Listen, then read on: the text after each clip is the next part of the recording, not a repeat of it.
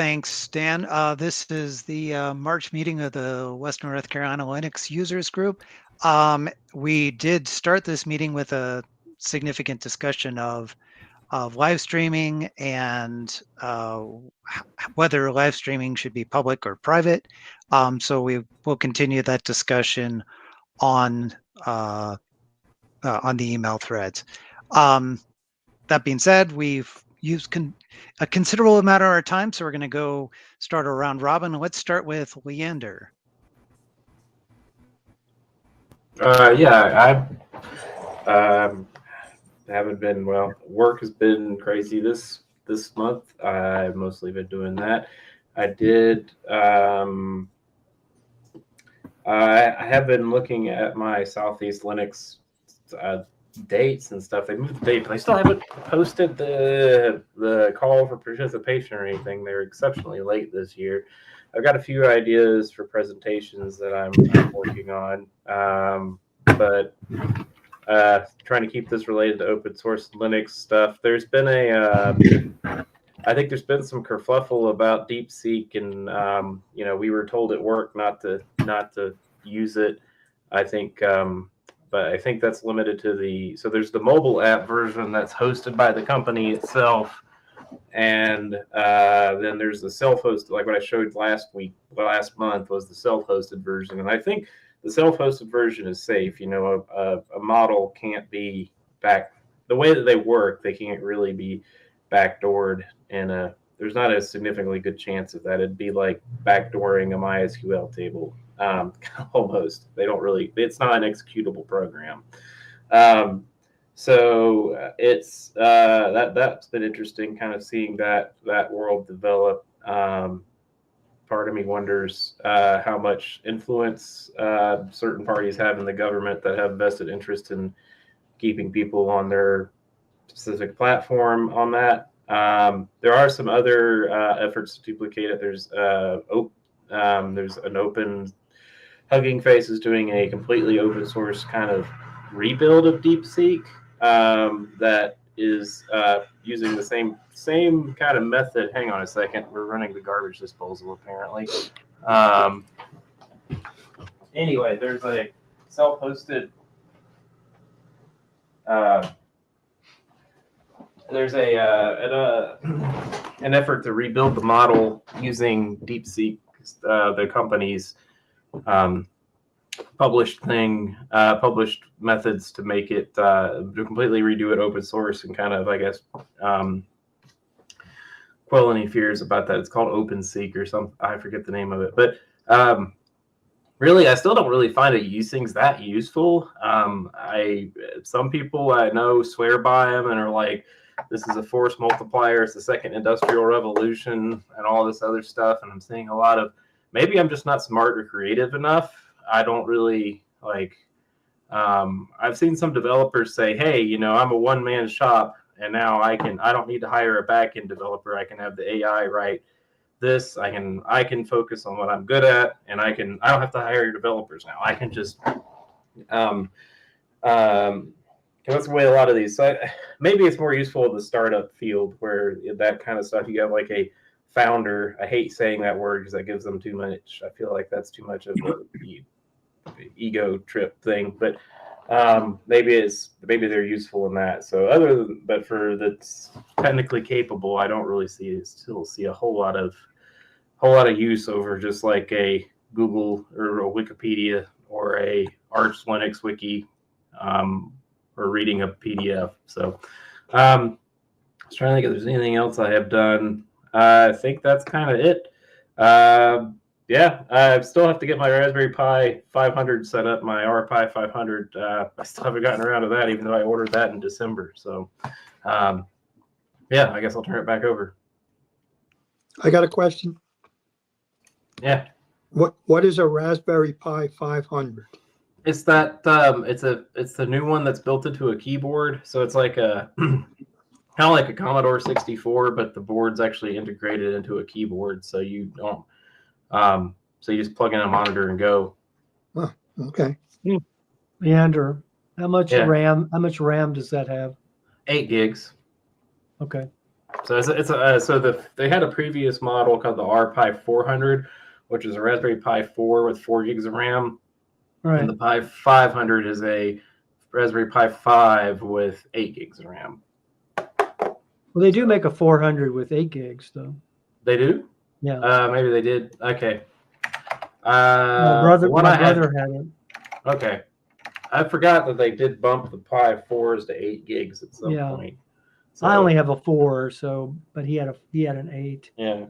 I've got so many of the dang things laying around. I need to do something with them. It's the ambition and the time is kind of all over the place lately with work has been I went to work in the public sector so I wouldn't have to be constantly driven by deadlines and all kinds of crazy mess, and it's kind of followed me here anyway. So it's just I got to be all about work from 7 to 7. So that's kind of eating everything. But They might make good birthday presents for youngsters like 12, 13. Yep.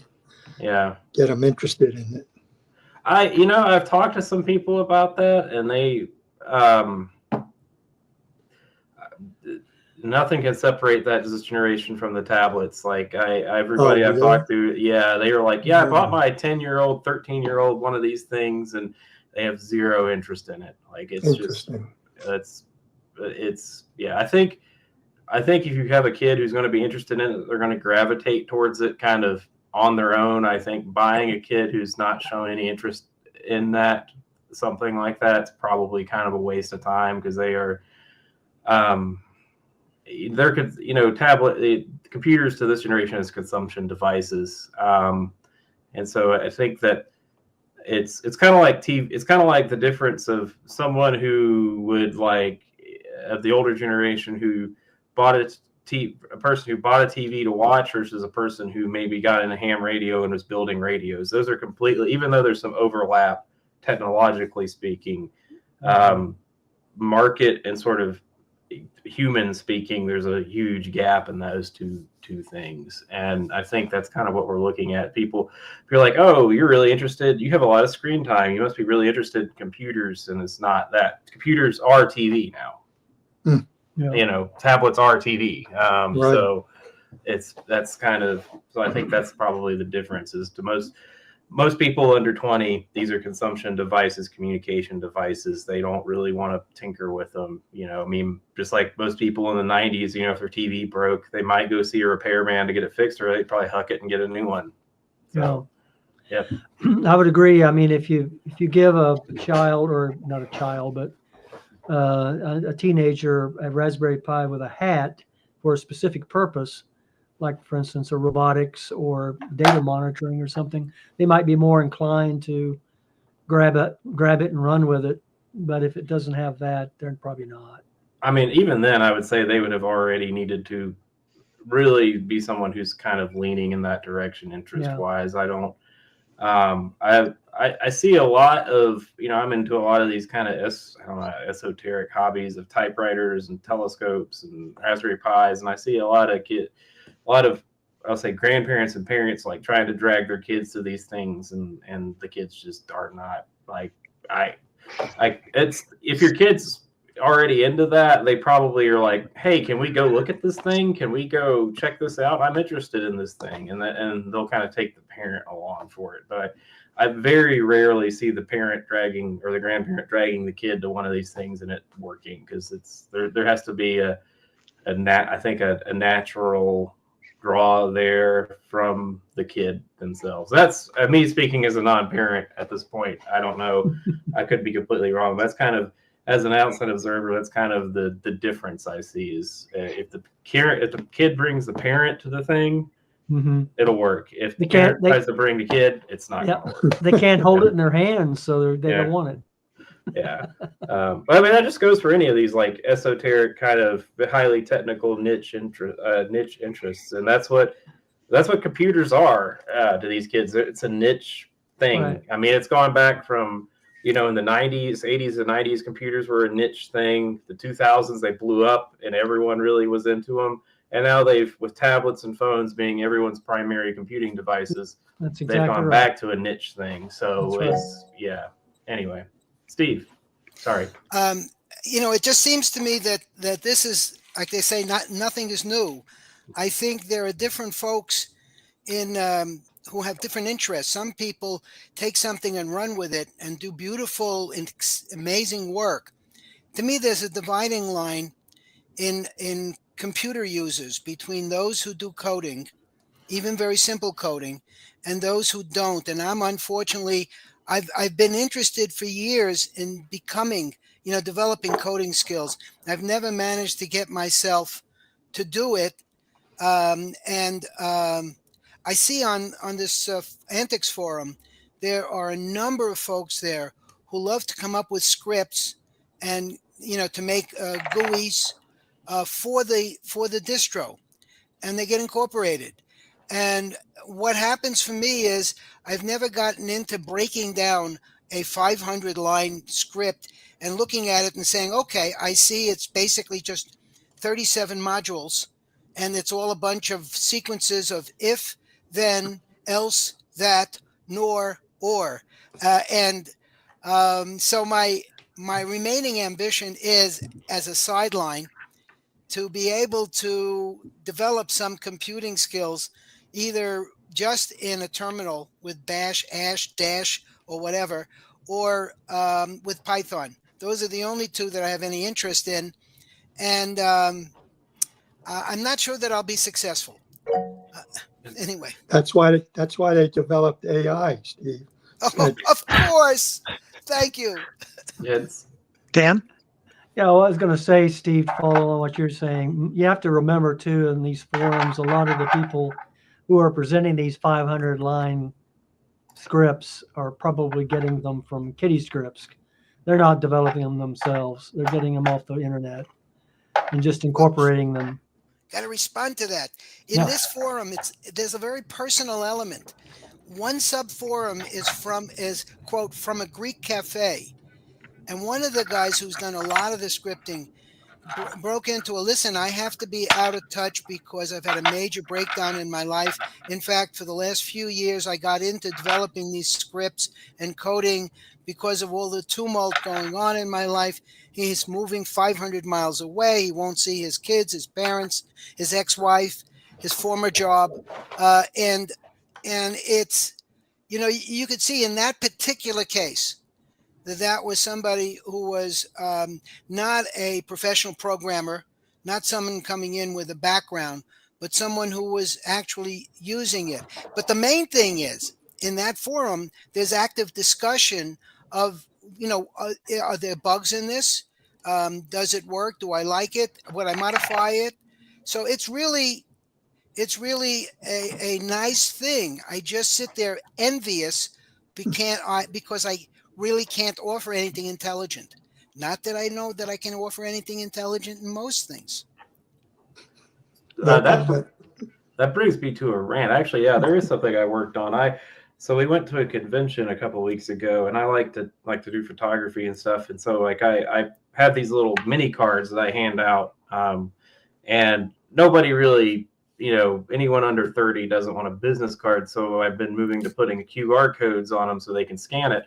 And there's this website called Linktree, which is mainly used by e-girls to promote their OnlyFans. But because you can't link OnlyFans on Instagram, so they do a Linktree that goes back. But basically, it's also used by programmers and stuff. So like if you have like a bunch of GitHub projects and a YouTube channel, you can just do it's basically just a pretty looking, mobile friendly, unordered list of links, right? And I'm like, well, I've got a web server. I don't want to use a third-party service. I've got a domain. I'll just make links.leanderhutton.com and code it to a QR code and put it on my cards. And then I was like, well, I could do the CSS from scratch, or I'm sure someone on GitHub has tackled this and has a mobile-friendly CSS with all the icons for all the services built in and everything. I can just, borrow it and use that as the basis, kind of what somebody was talking about in there. I found some projects that did that, and holy cow, I do not understand web development anymore. This is a static HTML page with links and buttons. That's all it is. but there's projects out there that require Docker, 500 yarn dependencies. Like I'm like, for a static HTML page, I'm like, I'm just looking for CSS I can drop in for Nginx to host. Like this is not, what in the heck? So I've ended up doing it myself anyway. But I was like, you need yarn, Docker, and I'm like, all this to host a static HTML page. And I'm like, this is just what I call resume-driven development. And like, why you don't need all of this? Why is this? What? Why? You know, and they're importing all of these crazy dependencies and stuff like that. And I'm like, you don't know what any of this does. Why? So, yeah, that kind of got me kind of like ranting about this. Like, I'm like, man, I really missed the boat on this, developing these products to solve a very simple problem that's over engineered. And I'm like, can I just take your HTML? Can I just take your CSS and borrow it? And these are open source. But no, it's wound up in a yarn bundle somehow, and you've got to install a Docker VM, and so I'd have to set up this whole infrastructure for an HTML page. Some of them run on Kubernetes. Like, why do you need for static HTML page?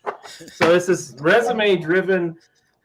It's there's a term for it, and I don't want to use it, but there's this resume-driven development that's just like, I did this thing so I can put that I have experience with this thing on my resume. And anyway, rant over. So that's been, I don't understand web development anymore. Anyway. You have something else to say, Dan? Yeah, I wanted to say one final thing to Steve. Yeah. Steve, it sounded like you were reluctant to be a programmer. I mean, I'm a Python programmer and also a PHP. It takes a lot of work to be a programmer, and it's like learning a spoken language, another language other than your given language. And you just have to be dedicated. You have to stay with it, and you can do it. I mean, it's not something that's impossible, but it takes a lot of work. Yep. So I run in a lot of circles, and there's probably some truth to this, and it's not to pick on anyone here because it's a very gray hair bunch, but there is an age thing at play. Just like gray hair bunch. I'm being serious. There is a being an effective programmer and learning to program in your 50s and 60s is a whole different kettle of fish than in your 20s. Just That's like true. learning a second spoken language in your 50s and 60s. You're just true. never going to be as good at it because your brain is not as plastic. Plasticity is kind of not there as it is in your 20s or your teens. So at some level you can learn it, but don't compare yourself to the 25-year-old who's, you're just never going to. Yeah, Steve, you're old. Get over it. But I mean, it's just the reality of it. That was, I mean, when I was doing Japanese, I was only in my 30s, but which was like last year. But anyway, So you're saying I shouldn't take up painting in my 80s? you can do it. You can do it. I would just, like, if you're comparing yourself to these people who sit online and are young, and you're just not. Well, I didn't learn programming in my 70s, and but it was earlier than that. But. Yeah, it does help if you already know a couple of different languages. But I find even though I'm, I just turned 40. I've started in the last few years. I've started to notice picking things up like that is starting to really slow down. Really? Yeah, I know. So there's actually quite a healthy discussion on Hacker News about that, because it's like a lot of people, like, ageism is real in the tech industry, and Mild cognitive decline. Yeah, people there was a lot of people who said, I run a company and I'm not hiring programmers over 35. Like, they just are And that's probably wise. Yeah. It's the same thing with air traffic controllers, right? They have to retire by 55 or something like that. Yeah. So I don't want to fly with an 85-year-old air traffic controller. Yeah. So there's studies in the medical field too about younger doctors having better outcomes for their patients than older ones too, for some of the same issues. So I just moved doctors for that reason. Yeah. I'm not picking on anyone in particular. It's just like, if you are starting programming post post 40, post 35, it's a whole different ball game. So Yeah, I just recently moved doctors. My doctor was a year younger than me, and he lost it. And I said, I cherish my health more than that. there's studies, data that back that up. It's just, I mean, it really, we talk about physical decline when it comes to employment and stuff with like blue collar trades. You know, if you are a roofer, you know, you blow your knees out by 40 or 45 and can't do it anymore. But we hardly talk about that in white collar knowledge work where, you know, 45, 50, you're just not, you need to be moving into a managerial or something where you're abstracted from the more technical stuff, because you're just, you know, some of these things you might kill somebody. Right. So, You know, young doctors also kill patients. Really? It's not True. just us older guys. That's anybody can kill anybody. That's true. I just, statistically speaking, there is definitely well, yeah. Well, my doctor died twice. So. Okay, in the last 6 months. So I mean, there are exceptions to every rule. You can have, I've seen 90-year-olds who are sharp but I mean, there's data out now that says something like 50% of 85-year-olds have some kind of dementia. It's seeming more that cognitive decline and old age is more the standard, and the people who don't do that are like the weirdos. So. You got a problem though, because there are some folks who never had much cognitive to begin with. Right. So, and their decline is very hard to measure. I'm pretty sharp for a 40-year-old, but that's because I was not ever sharp for a 25-year-old. So I didn't have far to go. But yeah, I mean, I'm not meaning to, it's a sensitive subject, but it is, I think, something that needs to be discussed more openly. It's like that. And not in an ageism constant.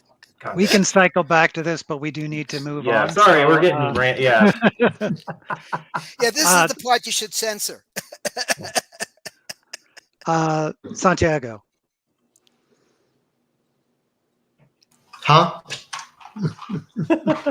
Brett, he said he didn't have anything going on. Yeah, I said I didn't have anything that happened really this month, so. Oh, okay. Sorry. Sorry. Time. Yeah. Yeah. Well, nice to have you. And I guess we'll talk to Alan next. Can you all hear me okay today? Yes. Yeah. I've got several Raspberry Pis that I mainly use to run this WeWix open source weather station software.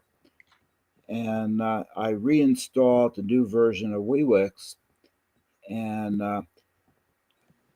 it changed everything. I mean, my logs, it uses systemd.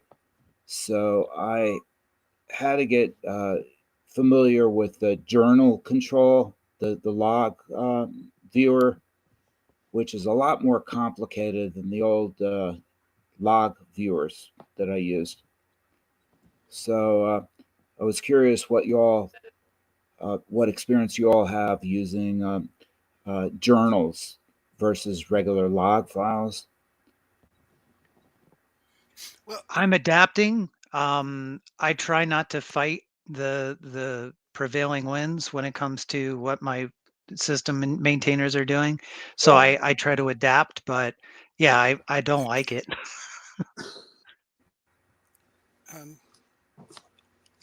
Alan? Yes. The distro you're using, is it a systemd based distro? Yes.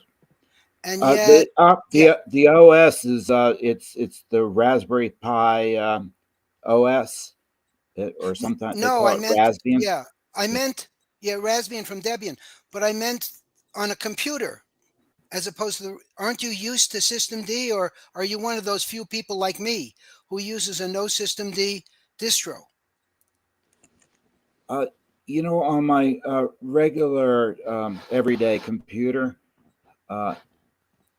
when I do have an opportunity to view logs, I mean, I just use tail or cat or whatever and grep whatever I'm looking for in my log files. But my computer does have a journal on it now, so I've had to learn this much more complicated syntax to view the logs and produce valuable results. So you're kind of in transition to a full systemd journal existence, at which point your skill set will be so great that you'll be able to use it on the Raspberry Pi without a problem. Oh, I could use it. I just have to look up the command syntax to get what I'm looking for, and it's just seems a lot more challenging, or a little bit more difficult, less user-friendly way to actually view logs. Having said that, though, I saw mention in an article that you can configure your system to use the old style logging and not the journal control. But I haven't actually seen where I would enter. That's probably in an Etsy configuration file. Anyway, Yeah, I thought I'd mention that. I've just been that's been a new challenge for me. I think the question that Brent raises, which is systemd, I mean, there's always change. We're apparently moving from X to Wayland as going to be eventually. And I'm happy to stay in the background or in the historical users of no systemd distros, and we'll see if they disappear and I have a choice between no distro and systemd. I will use systemd, but otherwise, unless there's some amazing need for a distro with systemd or for systemd, I ain't going to go there. But it's a personal, it's still a personal choice in open source. Well, I've also experienced that from the command line, the actual to control applications that are running, it's totally different commands, and it's the lack or the unclarity in documentation that's caused me a little bit of issue here.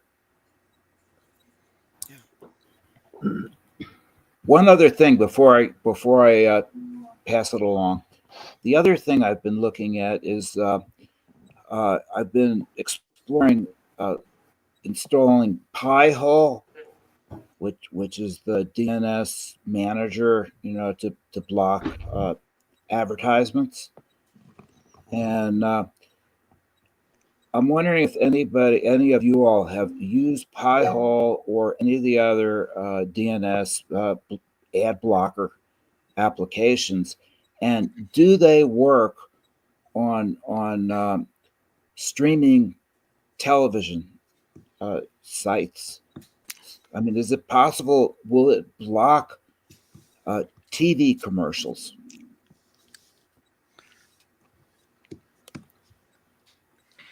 I don't have. Go ahead. Sorry. I've used it in the distant past. I recall it breaking some things, which is why I stopped using it. But I don't have enough recent knowledge to answer that directly. Yeah. I was going to say, Alan, I have used it in the past, and I agree with Brent. You have to be careful with it because you can add your own. Well, you can add lists to it. Okay, that block global lists that block various ads and things like that. And if you get too many of those, it locks everything down. As far as TV, I've never seen anybody use it for that, so I don't know if it's even applicable for television. Yeah, it does not. It does not work on inbound and streaming ads. I run a DNS, basically the same thing on OpenSense's DNSBL, and the ultimate problem is that most of your cell phones doing this now too. Most closed down devices use DNS over HTTPS, so they bypass your local DNS resolver anyway, which is how Pi-hole works. And like my cell phone, I get all the ads on it.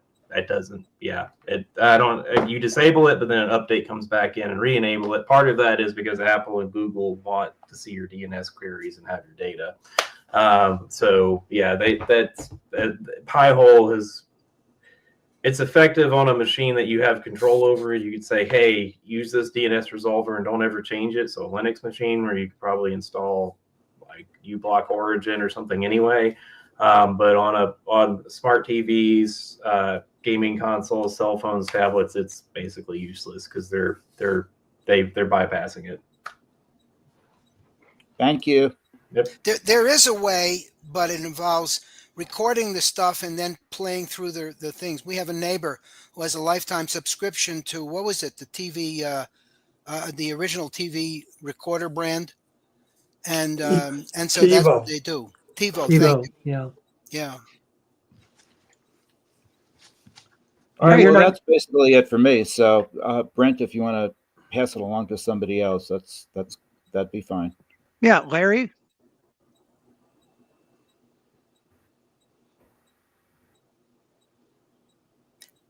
You hear me okay? Hear you now. I'll just add a few comments about what we've been discussing. As far as Rusty's comments at the beginning, I didn't really hear anybody say anything, but it seems to me that there's some issue of privacy. Like the fact that I'm on this group, in this group, or participating in this meeting, is that anybody's business? You know, if I don't authorize it, if I don't want to tell them, you know, maybe it's, you know, it's just like putting anything online, or like I'm kind of try to keep everything as private as possible, you know, and I don't want like data on my computer distributed around on the internet, and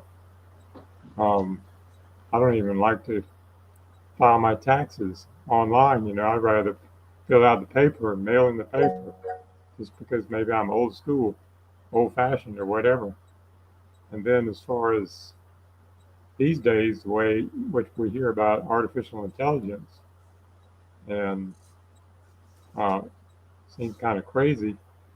People could take your picture or an image and your voice and then change it to something else. You know, like maybe it doesn't matter, or maybe there's people in this group like Brent or Rusty or Leander for where it matters what they say. But if somebody, you know, like somebody gets messages with President Biden's voice, you know, online, because they're a public figure. Maybe there's people like that matter more about, you know, where care a lot more about what their voice and their image and so forth, how it's used. But so it seems to me that privacy is an issue with this. I mean, for some, it might be for some people. For me, I'm like Leander says, some of us are so old, what difference does it make? You know, do anything now, but for so that's just one comment about that. And anybody can chime in. I'd like to hear what you have to say about that. Just want to say something about that. As actually on the distro that has a forum, my distro, is a lot of paranoid people from around the world and angry people, especially about privacy, you know, issues, and they hate the regular browsers, Firefox and Google, and both of them follow on both of them. There's a lot of postings about versions of the browsers that can be used at most sites and are cleaner, and also how to clean up the browser settings so that you're not giving out information if you don't wish to. That's the forum, is the Antix forum, antixforum.com. And, you know, you don't have to, it's not dependent on you running that distro. If you go on, you will find some of these threads about using ungoogled Chromium and using the Virgin Libra Wolf, especially.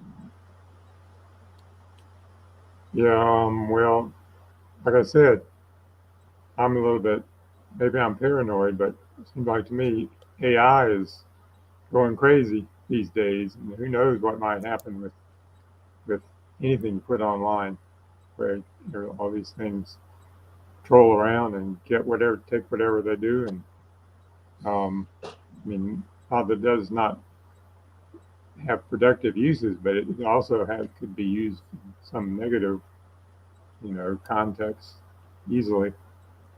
One other thing I wanted to say, different topic sort of. Last week or last month, I guess it was, there was all this discussion about artificial intelligence in this group, and I don't think I said anything, but I listened to it. I was here, but I was sort of curious about, and you were looking up things or trying questionings, looking for answers to various questions with artificial intelligence. I'm sort of curious about how effective it is, or how useful it is for trying to figure out how to do repair work, because I grew up trying with a father who tried to repair everything. That was before there was so much electronics. He was not an electronics person, but just as an example, I think about a month ago, beginning of the month, whenever, my neighbor said that during those cold days we had in January, her washing machine got messed up. The water froze inside it, I guess, and she actually showed me the inlet valves on the washing machine, that she said it wasn't cheap to get it repaired. And she thinks that I'm sort of somebody who repairs things, and she was asking me about it, and I was kind of sick and didn't really feel like looking at it, but I briefly looked at her washing machine, which was evidently didn't have enough heat, but once she got it repaired, she showed me the part, which evidently probably wouldn't have been too hard to replace, but I wasn't familiar with it. So something like that, I would have, and now before I do repair work or when something's broken, I try to search online to see what other people had to say about it, which is a great tool compared to the old days when that wasn't available. It saves you a lot of time sometimes. But so I'm sort of curious if anybody uses AI for repair work like that, or if it's more useful than just doing standard Google searches.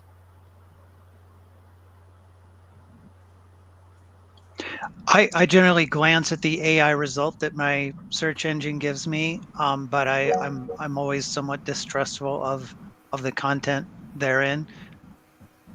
Yeah, they tend to hallucinate and can tell you wrong things. I mean, there's that funny post of like somebody asking Gemini, Google, how many USB ports their computer had, and it told them to kill themselves. So, I mean, they can just pull things. Yeah, I wouldn't trust it for that. Well, Larry, most of the things you Google now are the ones that I Google. I get an answer at the top that is prefaced by AI. Yeah. So it's there if you want to use it, if you feel like you trust it or anything like that.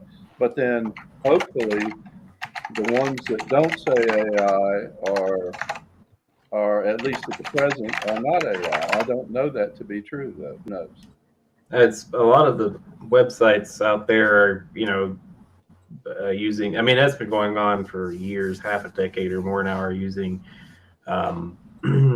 machine learning text generation to do search engine optimization. So that's why, like, when you go looking for a recipe, there's like a 6-paragraph story about the history of the Roman Empire before you get down to your mozzarella sticks. Search engine optimization things. So that's been going on a while too.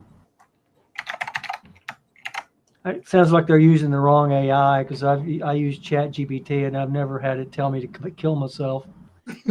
I mean, that sounds ludicrous to me, but you know, it might have some. That was Gemini might Jim. be like that. Yeah, Gemini. Yeah, I mean, ChatGPT can hallucinate too. I don't really use it enough to tell you how bad it is, but it's well, the Bing AI was the other one that was really easy for a while to get. And AI, I kind of use that term just as, you know, these things aren't really intelligent, but I just use the popular term. But it was to get it to go off the rails for a while there and tell you some really crazy stuff. So it kind of depends. Yeah, I guess if you really wanted to go crazy, we could go back to using Windows and use that Copilot or whatever it's called. So Copilot is just ChatGPT on the back end. Is that what it is? Yep. Microsoft is just licensing its technology from Sam Altman. But yeah, so it's just, I think ChatGPT, they've got more safety features, you know, it's not going to respond. And Bing was the same way. It was like completely unhinged. Yeah, it was. So, I mean, when you train on the internet and you get 40 years of people posting random crap, it's going to be completely unhinged. Like the responses, the word prediction is going to be based on what it's fed, and that's what it's been fed. That's like maybe the Gemini is using a Canadian database. I think it's been, I mean, yeah. And it's actually kind of a funny AI poisoning technique, is people making up crap and posting it. And yeah, so it's, yeah, I don't know. But yeah, that is a problem. All right. Anything else, Larry? Yeah, I was going to make a comment about programming for Steve's benefit, I guess, or anybody else. I don't consider myself to be a programmer, but I took a course when I was in high school, actually, that was half basic and half Fortran. So that shows you how old I am. Those were sort of the standard back then. And that's the only programming. I would suggest maybe if you want to try to learn programming, you take a course in programming. Then I had a job where I was heavily into C. So I feel like I really learned a lot about ins and outs and I was working on some code that was massive code that was in C. So I learned basically how to program in C. And like I said, I don't consider myself to be a programmer, but I think I could program, and I'm basically trying to stay away from the programming though, because I know how time consuming it can be. So plus I'm, like Leander says, I'm sort of beyond that now, more into managerial, take it easy types, not killing myself like I did when I, burning the candle at both ends in the old days. I don't tend to do that anymore. So anyway, that's some comments about programming from me. So that's it for me for right now. Thanks, Larry. How about Pete? Okay. I have some questions that see if any of you have experience. My internet connection down here in Florida is through my cell phone as a hotspot, I think, or shared, and it's over the cell phone frequencies. It works maybe 10% of the time. Most of the time it is so slow that anything I'm trying to log into times out. Occasionally it works good. I've looked into getting a hotspot from Verizon or T-Mobile, but for some reason they're not available up in Fairview or down here in Fernandina Beach. They say they can't support a large number of users. And has anybody had any experience with that? And have you ever used one of these hotspots? Would it work better than 10% of the time if I was able to get one? That's my question.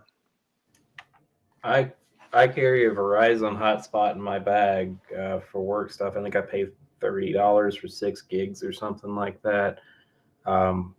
Just because I think there's something weird with AT&T and the iPhone, and it works fairly well when it can get a full signal. So yeah. Okay, what do you, is that like 4 bars Verizon, on it? yeah. Like when it gets a full signal, it works pretty well. But you are limited to like 6 gigs of data a month. But mine's older now. It's like a 4G LTE one. I probably should get a 5G one. Yeah. So I've read online that the 4G LTE is more robust or more, it's not as susceptible to interference or other issues as the 5Gs. And you can lock your phone into 4G only. And that's what I've done. And it seems to work much better as a phone, but not as a hotspot. It's a losing battle. Anybody else have any use that? Yeah, Pete, Rusty here. Yep. I have used hotspot as primary connection for a long time, and I had used T-Mobile, but I recently I have 2 cell phones, and I decided to put one of them on Visible, which is wholly owned by Verizon. Okay. The reason why I got the Visible connection is that, of course, I don't stream television. I don't have time for TV. I find that the YouTube videos for a topical video, I find that slow connection speeds are perfectly able to carry the content of a YouTube video, and the rest of my life is entirely on reading text documents, journal articles, etc. So I've been perfectly happy with slow speed hotspot, and the Visible hotspot connection, I believe, is about 1.5 megabits a second, which is pretty slow. enough. I mean, slow. I mean that is lightning fast, for particularly if you live in a world of simple video like YouTube that is optimized, and if you spend a lot of time reading, I don't know how. I think it would fare fairly well on streaming, but the main point is the Visible is there is no limit on the hotspot connection, and I guess until they are saturated with users and find a way to raise the cost, I think it was something like $25 a month, and it's not a 6 gigabyte limit. So anyway, I thought I'd share that. Okay, well, that's great. I'll check it out. By the way, there's unlimited. T-Mobile has unlimited hotspot, but at about something like 0.7 megabits a second, or fairly slow. Okay. Very slow. Okay. Yeah, I checked it in T-Mobile. I can't get one. They're just not available. So I'm on the list. I've been on the list for 2 years. So the only other thing I've got is talking about streaming. I am able to stream Netflix on my cell phone with 2 bars with no spinning wheels. And I've been watching a show called Heartland, which is about horses, basically, and people's interaction with horses. And it's really, really a good show.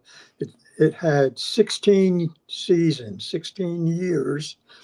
When it started, one of the stars was like 22, and now she's 36 or something. And it's really kind of weird to watch them. You can watch them aging every season. They look a little bit older, but I'm really hooked on it. I'm up to season 9.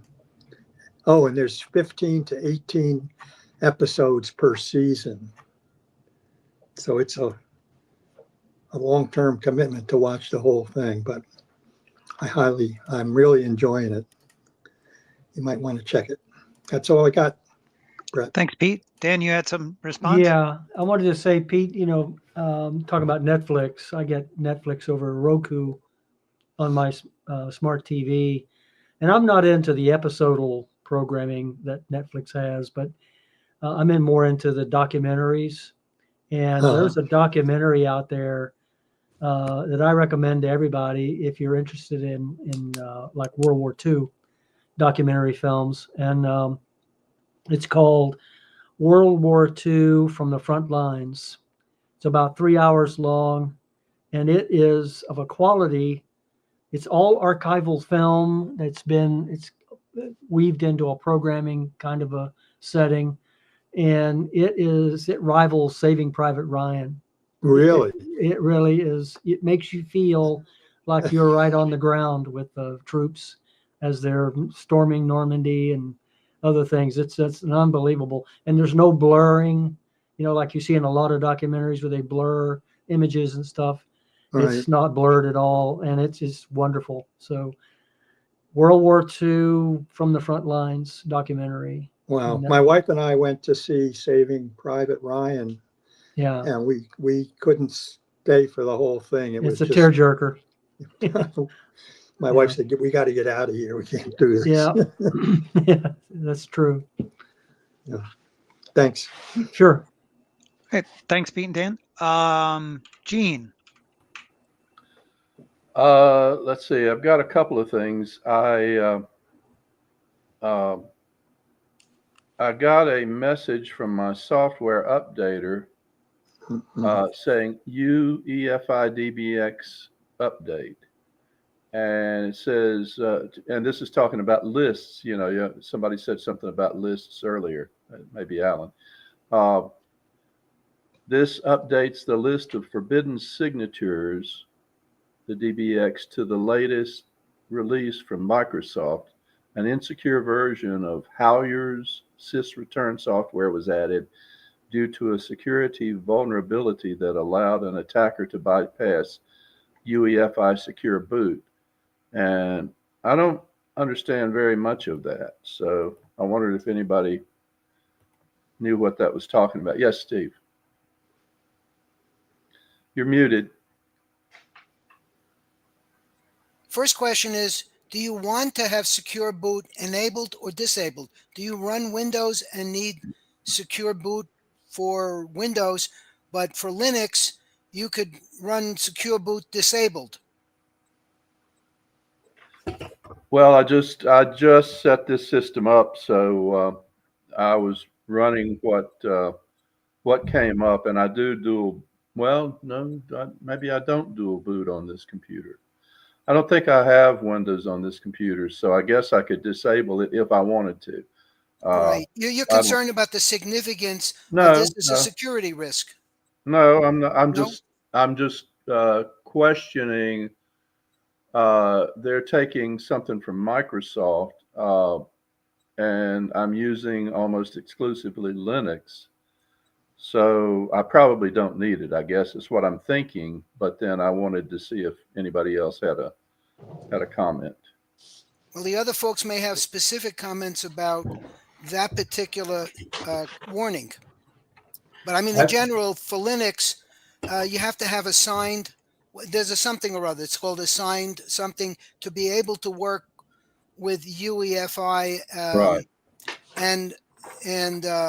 But in terms of that particular warning, I'm not familiar with it. I mean, there's no harm in installing it. There are secure boot exploits in the wild, and it's a good idea to patch it. And it does provide. The nasty thing is that Microsoft's signing key is the one that everyone accepts, and that's like I think what Fedora and Red Hat and Debian, they all sign now, and you can use secure boot with those distributions out of the box, and they'll accept the default Microsoft signing key. Or if you're adventurous, you can go and install your own signing key and have it recognized too. But DBX update is probably patching some vulnerability, and I would install that. Okay. Well, I just wondered. And then the other thing is that I got a new Kindle, speaking of tablets, and it is almost completely saturated with Amazon stuff. I had an older Kindle, and it didn't seem to be quite so Amazon specific, but everything here is geared back to selling you stuff. And I was just wondering if anybody had any experience with trying to take some of the junk off of there. So this is a Kindle Fire 8, so it's not the current one. It's back a couple years. I used to use like Kindles as my generic tablet before, my smartphone kind of became my tablet. And Yeah. then my in-laws and my mother used Kindle Fires, and I got pretty good about sort of removing all the Amazon specific stuff, getting the Google ecosystem installed on them, so you could just go to Google Play, install the apps there. That being said, I personally found them to be rather slow and not great tablets to use. But yes, you can tidy them up considerably. Well, I'll have a look at some of the things. I'm sure there are instructions on YouTube or whatever. And I just really use it to read, so to read and to listen.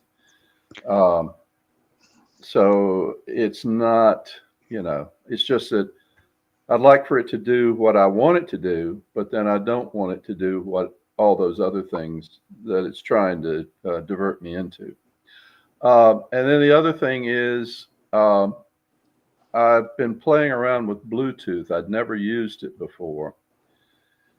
And of course, my computer has a Bluetooth icon up there, but when I try to get the headphones, and evidently I am not built the way the headphone people think.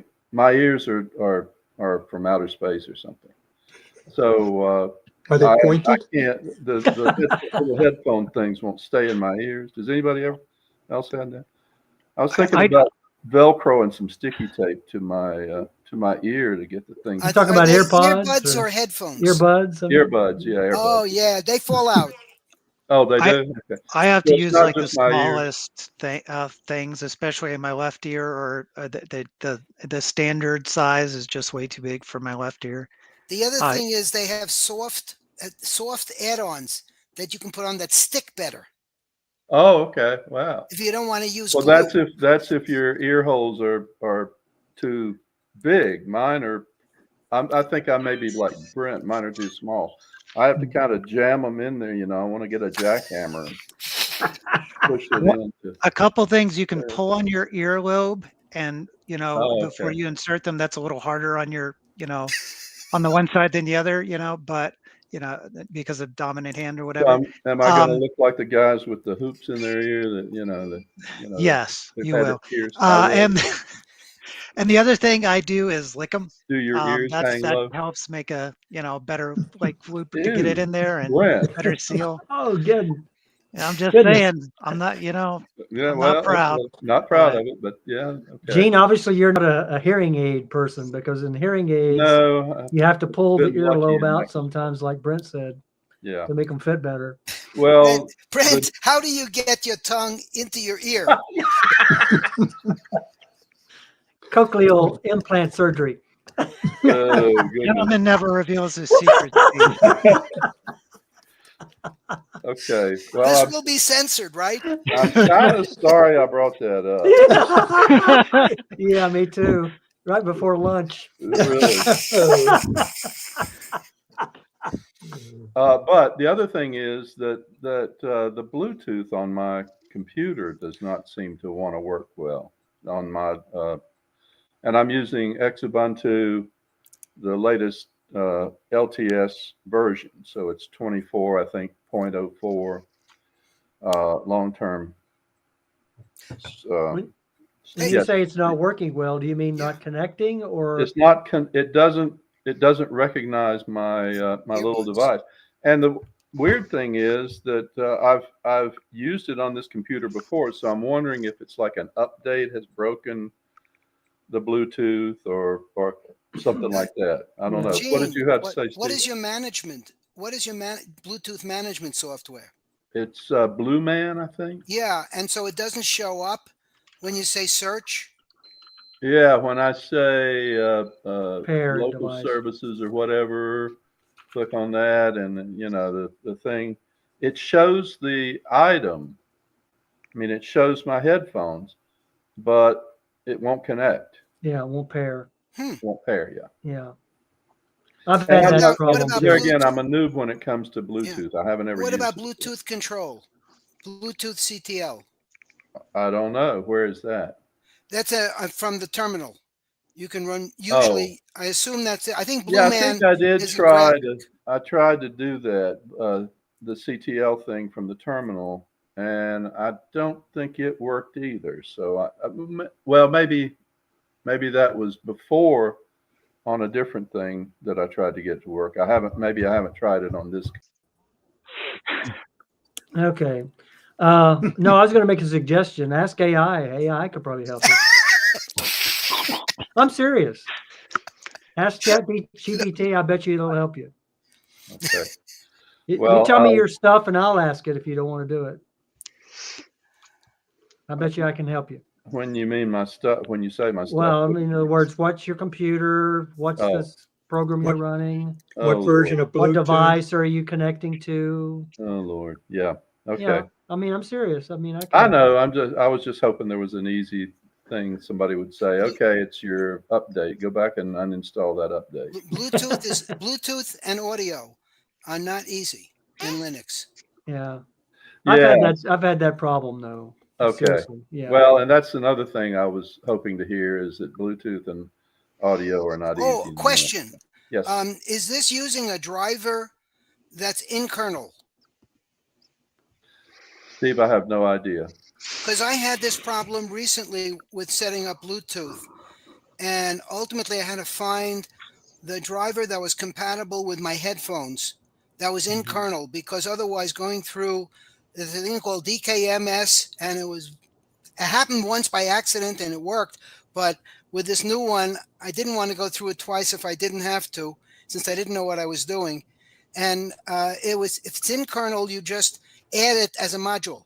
So if you check out what the hardware, the earphones, what they need is a driver, and then see if there's a module in kernel, then you can add that kernel and it may make the difference.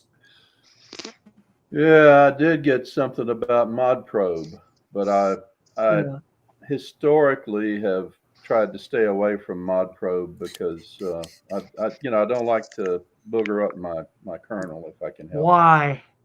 Why? Why not? It's there for a reason. Yeah, It's there to booger. Is that what you're saying?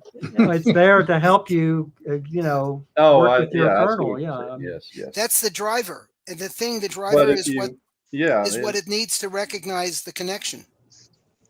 But how do you know to trust that particular drive? Well, it's an in kernel. That means it comes from Linux. And what you do is you have to go online and say what driver works in Linux with this particular piece of hardware.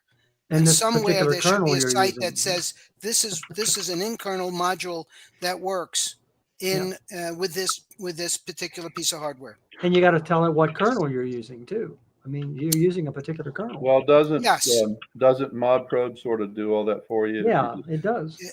Yeah, but you may have to install the non-free firmware, which I had to install for this module to show up. For my thing, it was a Realtek device, and it was excuse me, noisy background. He's a popular guy. Yeah. It's my daughter who's looking for her mother, and I think her mother isn't here. So Anyway, yeah, but no, that's There not was an so old complicated. Rolling Stones song. Have you seen your mother, baby, standing in the shadows? Yeah. Remember that? Well, I'm there's old. another side of I'm you. really old. I don't know if I want to know this side of you, Gene. Oh yeah. Believe me, you don't. Anyway, between Dan and the rest of us, if you post what you think is what the device is, we'll all look and see if we can find the driver in kernel and tell you how to just add it. And what else? You also may need to check RF kill to see that you haven't soft blocked or that Bluetooth is not soft blocked by default, because it was on mine. It was. Yeah.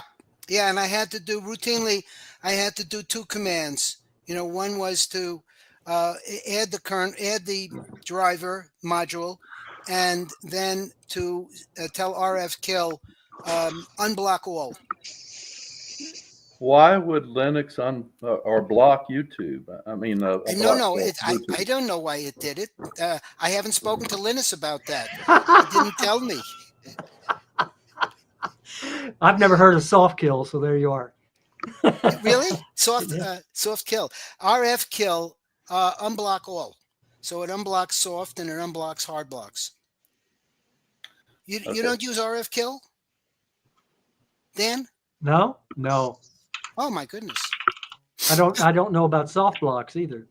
Yeah, well, they're there. Okay. This was on my machine. I've learned something today. Oh, that's amazing. Antics Even has- at your age. Antics has made Steve an expert on all these crazy things. Oh yeah. Well, this is just hardware. This has nothing to do with antics. Oh, sure. It's It's just not. That's what they all compatible with the say. hardware. my microphone appears to be noisy. Oh, no. Okay. Anything else, Gene? No, I think that's probably it. All right. Steve, what else you got going on? Well, a couple of things. A long time ago, Joe, and I forgot his last name. Everybody knows Joe, right? He's active in the forum, but doesn't come to the meetings. Oh yeah, I know you. He lives way up in New York. So he at one point was talking about something he was trying to install that said you really need to install a Wi-Fi 6 router, and he didn't want to. And that stimulated me to look on eBay, and I saw a PC WRT router, which I purchased and have toyed with the idea of replacing my current Edge Router X with it. When I looked at the specs, and the reason, let me explain. If you don't know PCWRT, it's a particular brand, small brand of router that uses a customized version of OpenWRT with the emphasis on originally parental controls, but now generally to offer you a customized, easy to start up, relatively secure router tool. Well, anyway, I realized after I bought it on eBay that it seems to be working, but that it had less RAM than the Edge router. It's 128. And I said, I'm not sure if I want to get into that. If I really want to get into changing the router, maybe I'm better off getting something that's a kind of a major, better router in terms of the hardware. Now, I don't do that much. And the only issues I may see in performance are sometimes with our streaming television in the next room, which operates right now via Wi-Fi through an Apple Station Express, Air Station, the small version, which was an N router, basically an N Wi-Fi access point. Sometimes it doesn't. It's slow at some points, but it's not commonly the case, and it's mainly with Netflix. So I think it's not necessarily having anything to do. So I'm sitting here with this, and I just figured it'd be interesting to get some feedback if people have recommendations for a not state-of-the-art Wi-Fi 7, 7XX router, but one that I might want to move to if I just, in my last few remaining years of life, while I'm trying to learn programming, that I could I could have whatever benefits I'd have from my current drop to the whole house in terms of performance, and then install OpenWRT, which is easy to do, at least with the ASUS routers, if you don't use the Merlin software. So if not necessarily today, but feedback appreciated as to directions to go with this box that I just have sitting here and may never use. That was one thing. So separate. I got a message. I have Skype. Anybody here in the group use Skype? Have. It's shutting down. Yes, that was the message. And they apparently, if you have a subscription that you renew between now and June or April, you'll go on for another year. But I'm figuring mine is going to end up in June, and I'm saying, okay, that's enough for me. But it's owned by Microsoft, so it's a Microsoft decision, whatever they want it, why they're doing it. We have used it on and off as an extra phone line. And it was nice when we were in, I believe, Canada. We used it to be able to make phone calls on the run. And what else? Oh, Steve, Yes. I was going to say that speaking of Skype, I had an opportunity a couple of weeks ago to get on a Microsoft Teams program with my brother. You know, I told him we use Jitsi, and I've also used Zoom. But anybody else use Microsoft Teams? I was amazed. I mean, it was rock solid stable, and there were only two of us in the room, but still, I was impressed with the performance of that. He's doing something with Access and VBS and with a hospital database he's developing. But he was demonstrating that and showing me what he was doing. And we had no issues whatsoever. And it was live streamed too. So I have to admit, subject to censorship, that I tend to be careful, leery about doing things with Microsoft. Well, I do have two machines with Windows on it. I launch Windows only to upgrade periodically, and otherwise basically try to avoid anything. The other thing, we have on rare occasions required the use of iTunes, which is available on the Windows part of the computer, to update to do an update on an old iPad. But I am someone who has an alternative view of how life should be, starting with we should all be nice to each other, and our total enthusiasm for competition, being better than anybody else, capitalism, is screwing around with us terribly. But it's not easy for people who are in a certain situation and have been all their life and regard everything as normal. And it's, usually we tend to regard our life as normal if we're lucky. And it's hard to say, oh, I think I need to do a radical change. I've got some friends who are planning to move to Mexico for a while, and others have talked about Portugal and Italy. But it's a hard thing. And it's hard to step aside and look and say, hey, things are really screwy in a very fundamental way. And then beyond that, it's hard to change everybody else so they see the light. It's a very difficult thing. And I think since I'm way over the age of 40, my brain cells are probably not in the best shape for me to be so great at creating the path forward. But you're a vintage wine, Steve. There I am. No, I think I'm turning to vinegar on the way to pure acetic acid. No, but anyway, seriously, I accessed that Microsoft Teams platform via the web, via the browser, not via program. Yeah, I wasn't running Windows. I especially with the WSL2, right? So you can run Microsoft Linux. No, I wasn't doing that either. No, I was running it in the browser. Well, isn't their basic philosophy still engage and engulf everything like a huge amoeba? Paramecium. Paramecium. I think the amoeba. Was there anything else that was really related to the world as we know it here? I'm looking around in my computer Steve, I area. hate to interrupt, but have you used WhatsApp? I don't know if that's. I have devoutly. No, I have not. Actually, I have not used WhatsApp. I have a Signal account which I'm almost never using because nobody I know uses it.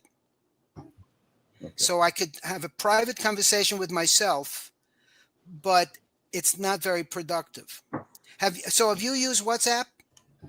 Yeah, I've got some friends who've expatriated to Ireland, and we've communicated with that. But it's just, it's a phone thing. It's not a computer thing. Right, but that, as Leander said, it was And basically it's they Facebook. took the So, code, and yeah. Meta owns it, took the code, made WhatsApp. It's very popular, and it's a shame because I don't think it's as safe as Signal. But I mean, Well, Leander would know better. I He's under 40. I used to use Not anymore. Facebook. Yeah, I used to use Facebook. I left them, and then got involved into a class action lawsuit with them, and now they won't let me back on. They permanently blocked me. Oh, good. There's a way of getting that done then? There's a way. No, Hey, I'm serious. They permanently blocked me. That's a life hack there. You're finally getting. That's being able to- right. Yeah. Can you get the patent on that? I don't know. I can get you blocked off Facebook permanently. Not that I want back on Meta, but I mean, I can't get back on. They've told me I'm done. Yeah, but Signal is fully open source, and they are the ones who actually pull out of countries when countries like Sweden's trying to do this backdoor on the encryption thing, and so is the UK. And Signal actually pulls out of those countries when they do it. So it's the one that it's so far it's been the real deal. WhatsApp is way more popular with overseas folks, except in Asia. In Asia, there's a Korean app called Line. So, like for my Japanese and Thai friends, I like to talk to them online. But Signal is kind of it used to be when I signed up for Signal, you found out which, and you let it, you give it basically you let it look in your contacts on your phone, and if someone's using Signal, you can link up. You found out which one of your friends purchase drugs frequently, because that's how you know it was secure, because it was used by a lot of I'm not kidding, it was used by a lot of drug dealers. It's used by a lot of drug dealers, probably still is, but it's used by a lot more normal people.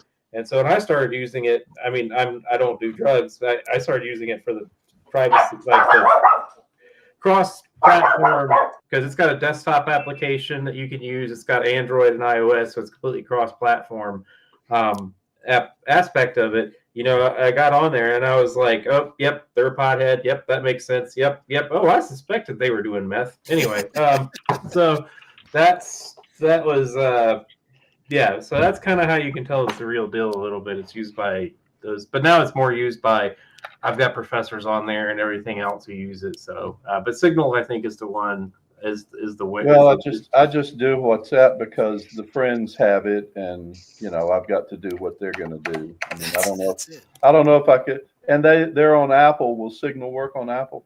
Yeah, Signal's. They've got a desktop Linux thing. They've got an iOS app. They've got a Mac app. They've got a Windows app. They've got an Android application. Well, I'll mention it to them, but they're firm Apple users. They don't have anything else.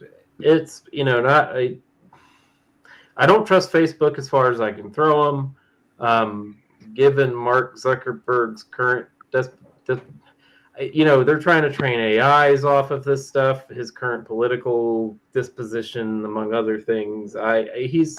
That whole company, they're firing people left and right, and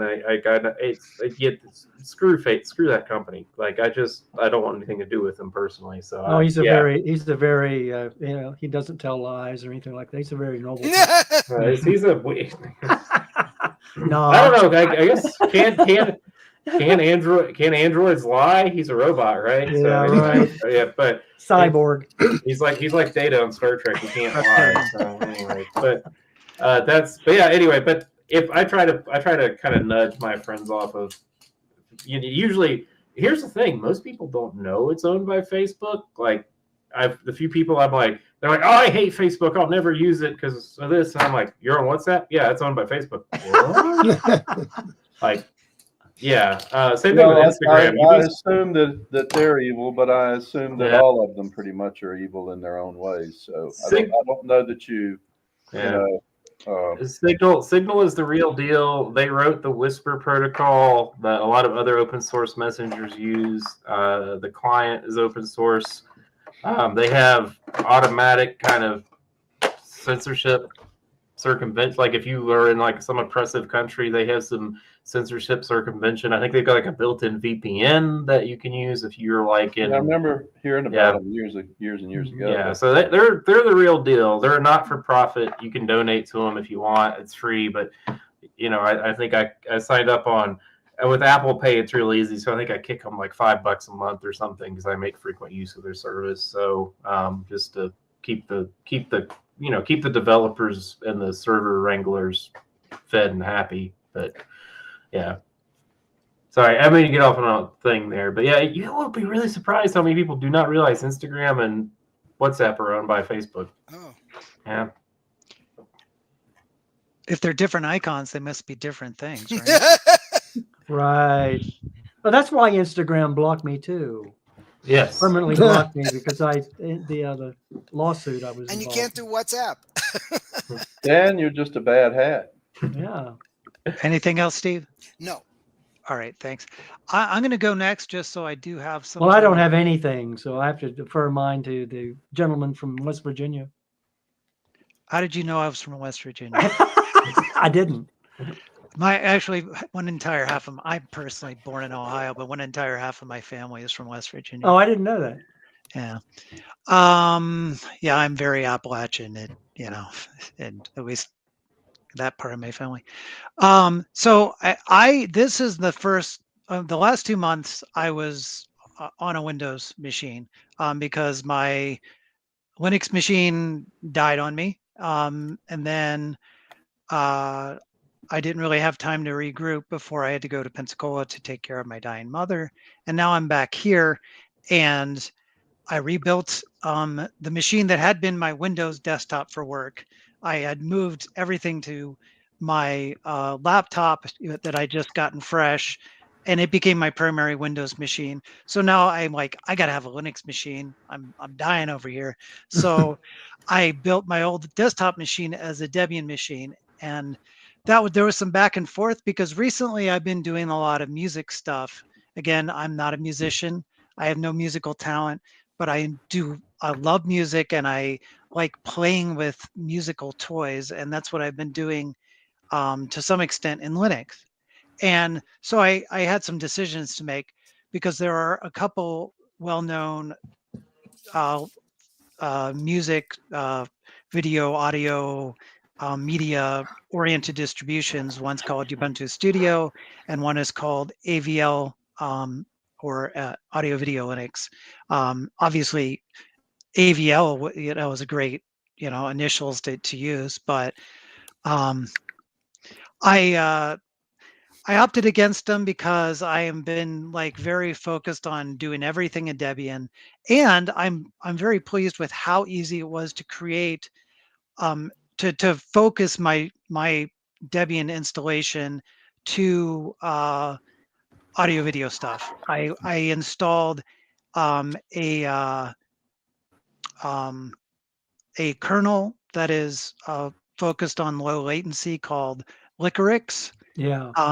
And I installed Pipewire and made Pipewire sort of rule the roost as far as everything. So like when I had distributions that were not so focused, I had just installed Jack and Pipewire, and like it was very confusing and I think I may mention this last time or 2 times ago about all the different things, you have OSS and you have ALSA and you have Pipewire. And the nice thing about having Pipewire in my current situation is it sort of pretends to be everything else well enough that it just everything is currently working. So when I generally install an application now, instead of struggling like, okay, do I need to start this with the thing that pretends to be Jack? No, I've done all the things to make that emulation happen so it thinks that Jack is already running. So everything just works the way it's supposed to, and that's nice for a change. So I've been pretty happy. When I was playing with a digital audio workstation called Ardor, which is fully open source, and was working on a project where I sort of had created for myself. I don't know if anyone here watches the television show Severance, but it has a very minimalist theme song. And I'm like, and it's really cool and creepy and it's good. And I'm like, but that was like, once I started like playing the first chords of it, I'm like, this would be great little project to sort of like on the hardware I have, recreate this piece of music. And so it was an extremely good learning experience. But halfway through, I'm like, I'm getting sick of Ardor because of this or that limitation. Let's see what else is out there. And I installed a non-free program called Reaper.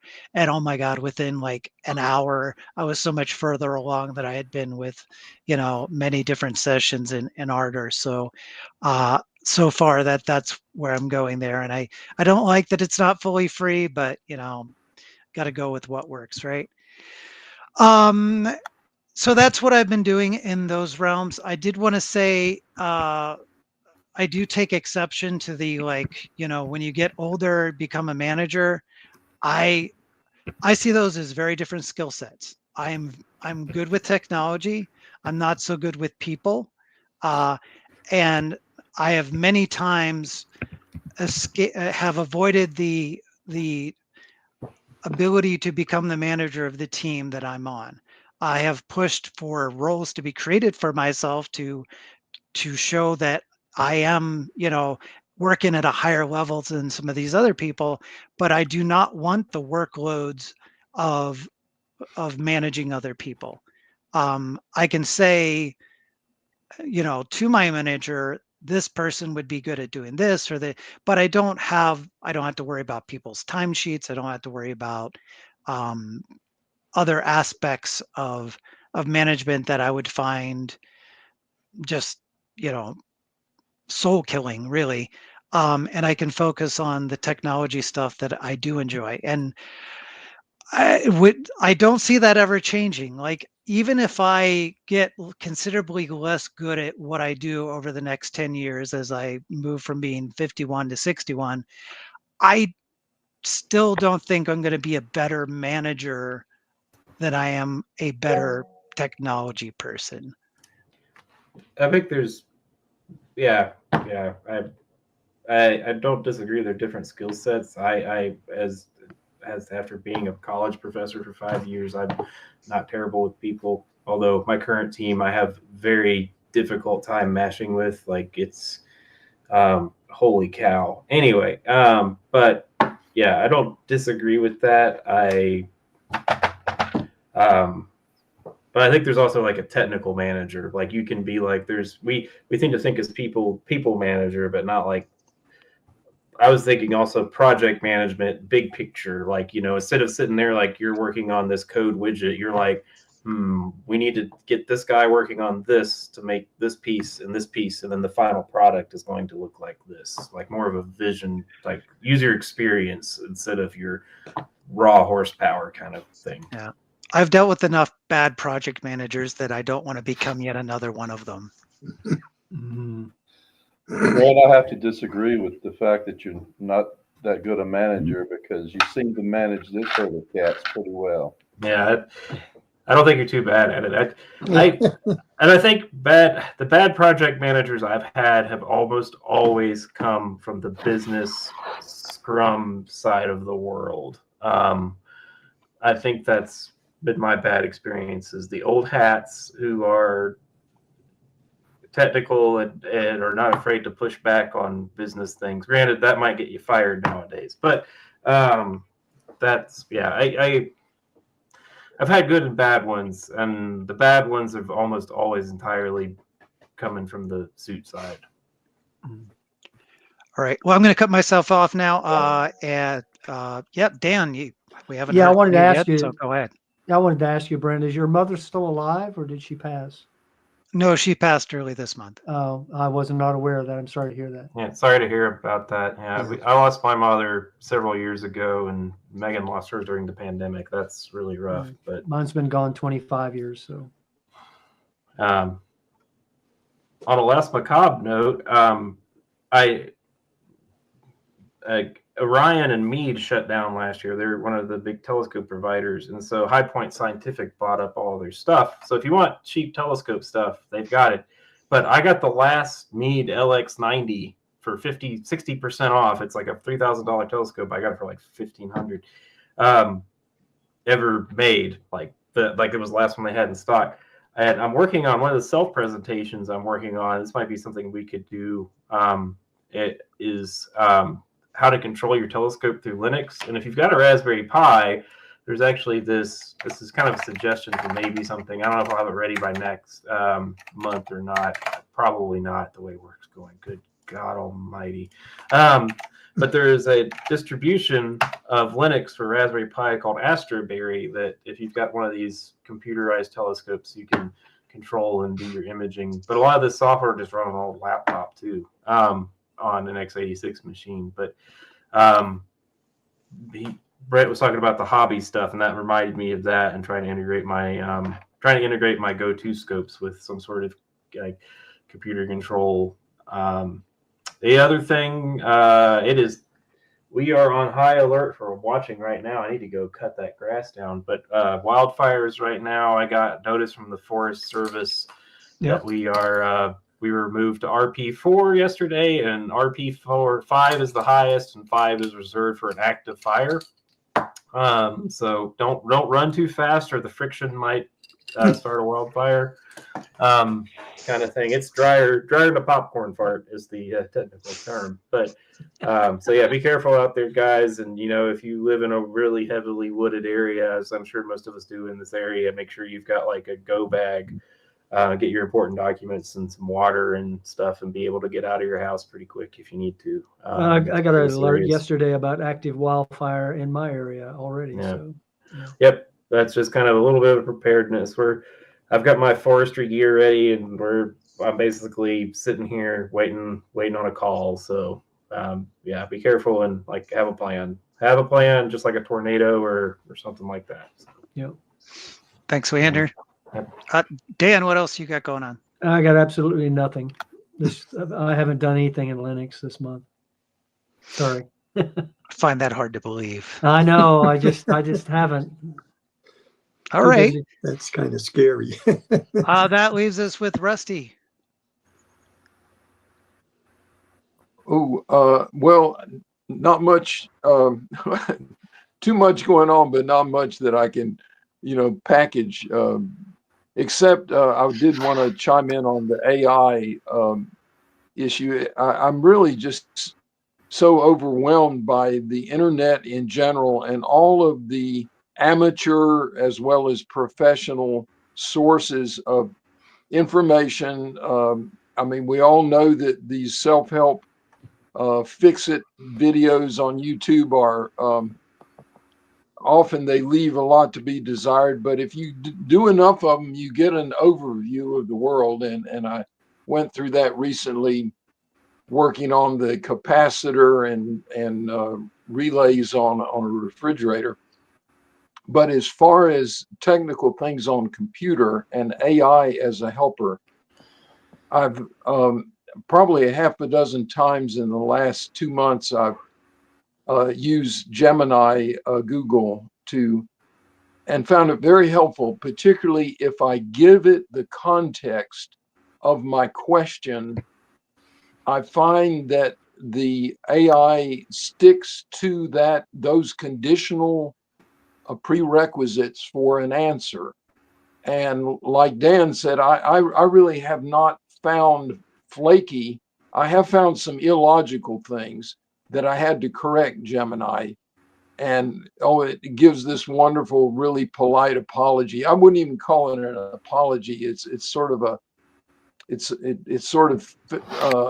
I guess absorbs your correction and moves on to more positive things.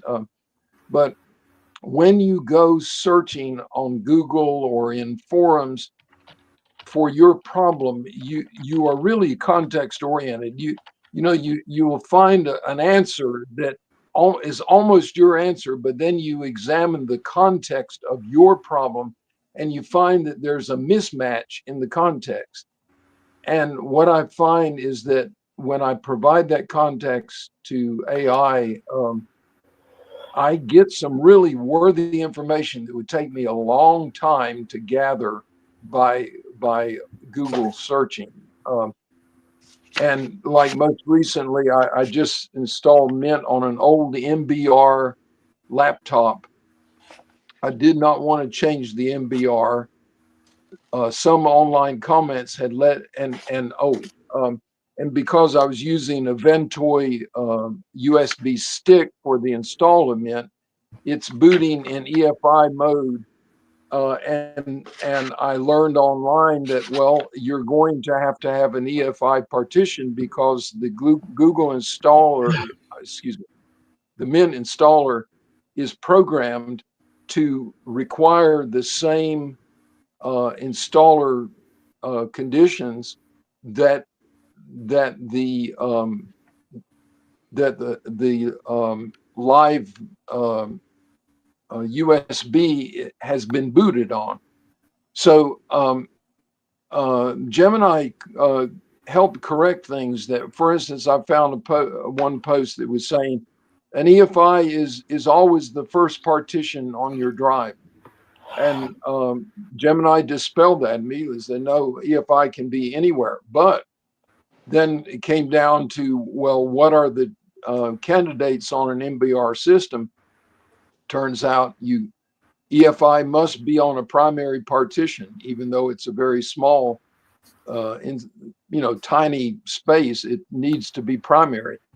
And so there are all of these ways in which AI, I think the two things about, I think AI in a circumscribed topic or an area of knowledge is really great.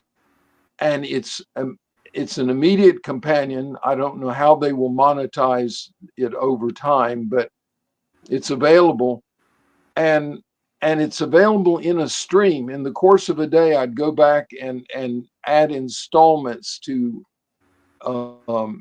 my dialogue with the problem solving, and I find that it's contained that to a threaded discussion for my problem. You can't ask for, I mean, from humans, you cannot get that kind of hand-holding collaboration, in a forum. It's wonderful having a human expert, but a human expert has their own timelines, and it's just amazing the power of AI in a circumscribed discussion using the language model. You just have to be aware that you're talking to a polite robot, and it could be wrong. They give you that warning often enough. Anyway, that's all I have to share. All right. I think that does it for time. Thanks, everyone. Folks can stick around if they want, but I personally need to go. Me too. Yep. I'll leave it to anyone who remains if they want to keep the live streaming on, but generally folks don't stick around too long. So. I need to go too, so I need to turn it off. All right. I'll see you next month. And we sort of haven't talked about the in-person thing. It came up a while back, and unless someone wants to run with it, no current plans, but I mean, I would thanks, be all. up. I would be up to coming down if you guys get set up. I'm just not in that area to really do any of the setup. But yeah, so thanks. Yeah, and maybe we could just focus on something that doesn't require anything, just to meet up and it's completely informal over coffee, beer, food, whatever. Yep, that works. Yeah. All right. I'll see. I've got to go too, so I'll see everybody later. All right. See you Sure will. guys. Take care. Bye, everybody. Bye. Enjoyed it.